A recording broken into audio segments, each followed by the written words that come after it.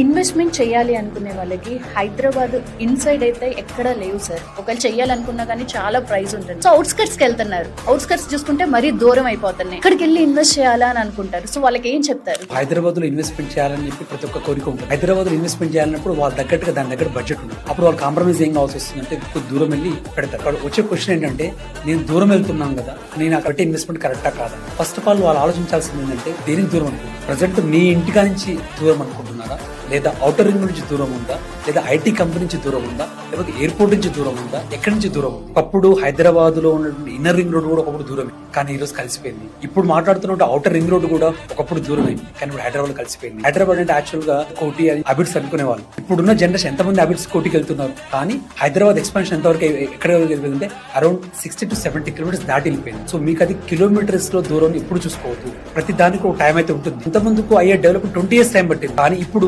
కేవలం 5 years లో ఆ డెవలప్మెంట్ అయితే అవుతుంది ఖచ్చితంగా. Maximum Hyderabad outer ring road wait చేసుకుని మీరు 20 కిలోమీటర్ దూరం వెళ్తారా, 30 కిలోమీటర్ దూరం వెళ్ళినా సరే మీకు ఒక 5 years లోపటనే మాసిక్ గ్రోత్ అనేది కనపడదు. మనం దూరం అని మనం అనుకుంటున్నాం, కానీ ఫస్ట్ మీ ఆలోచన దూరం అవుతుంది. ఎందుకంటే మన హైదరాబాద్ అనేది వాస్ట్ గా ఎక్స్పాన్షన్ చేస్తూ పోతూ ఉన్నారు. కాబట్టి అది మీరు ఎంత దూరం చేసినా సరే ప్రాపర్ గా డిటిసిపి పర్మిషన్ తీసుకున్నా సరే, హెచ్ఎండి పర్మిషన్ తీసుకున్నా సరే, అక్కడ ఎక్కడ తీసుకున్నా సరే మీరు ఈ రోజు తీసుకున్న పెట్టుబడి ఖచ్చితంగా వచ్చే 5 సంవత్సరాల్లో ఖచ్చితంగా డబుల్ అవుతుంది.